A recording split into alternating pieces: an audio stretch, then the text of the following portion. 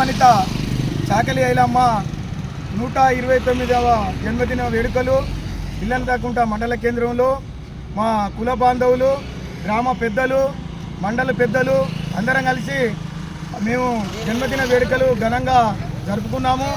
ఏంటంటే మా చాకలి ఐలమ్మ స్ఫూర్తితోనే ఇంత మేము ఎదిగాము.